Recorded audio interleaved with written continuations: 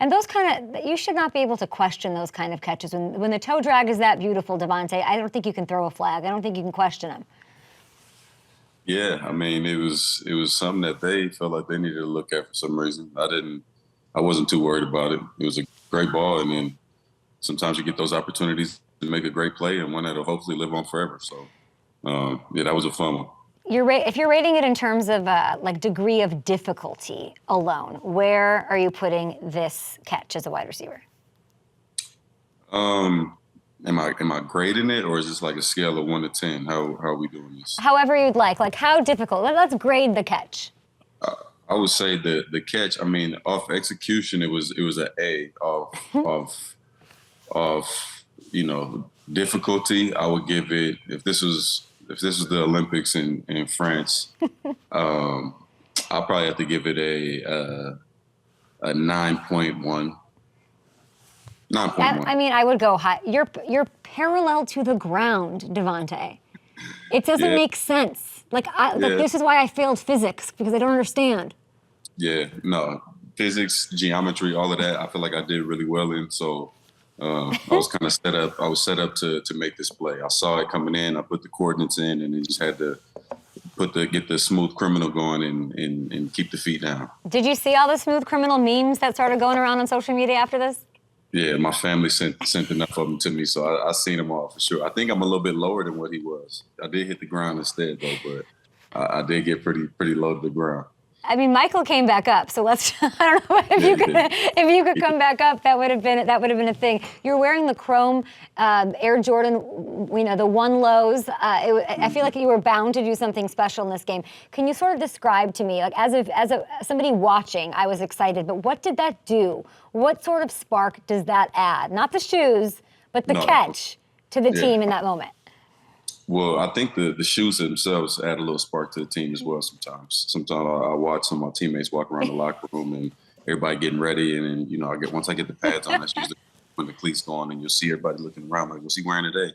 So sometimes we do get a spark off that. But being able to make a play like that is obviously, big and a very big moment in a game.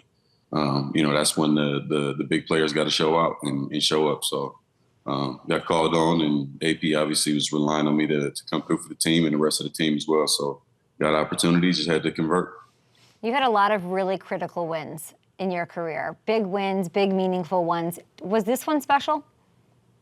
This one was big, man. This was one of the biggest wins for sure as a Raider.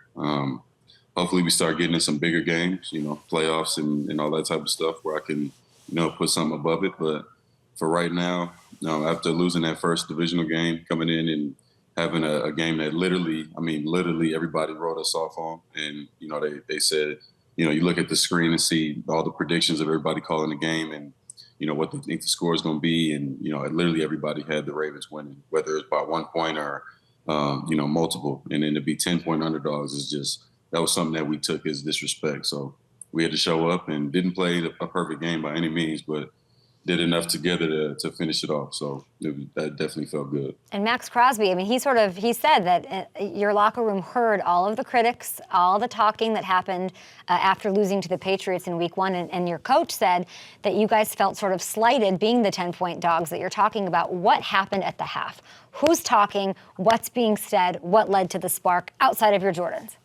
Yeah, well, I think it was a bunch of different people that contributed to, us being able to turn that around and speaking up. And it wasn't just at halftime, too. You saw everybody saw Max talking to Gardner after the pick and, stuff like that. That's just true leadership. That's real leadership because, it's easy for a guy specifically like Max that's out there wrecking the game every time he gets a chance, every time he touches the field. So to be able to jump in there right after making a stop, going and, stopping a tough offense, tough team like the Ravens, and then to, put your captain hat on and let them know you got them and to keep going.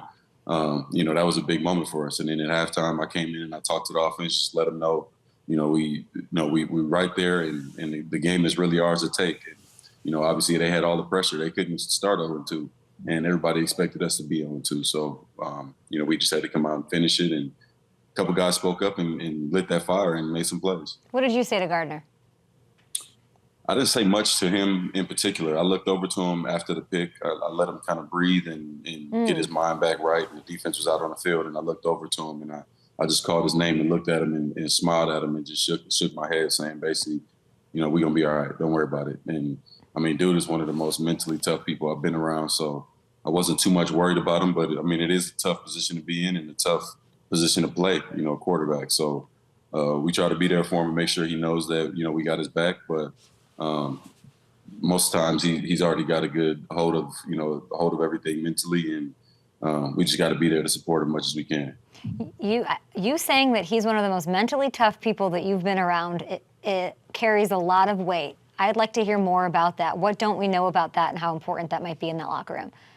Well, I mean, to have that type of trait is something that's it's imperative when you play the QB position, because 1 week you're going to have a great game, and then 1 week you may, not have a great game. Or maybe it's just the front, half of the game where it doesn't start off how you want. So just being around him so far, I can tell by the way he responds to the critics. Some of our local beat writers had some BS on a hot mic that they were talking about him. And then for him to bounce back and go into a hostile environment like Baltimore, which obviously we know it's not just the environment, but the team itself is, a force. So to be able to snap out of, having not so great week one and then come in not so great first half and then to finish against a team like that. I mean, without me even saying it, it proves that he has that type of, mental toughness.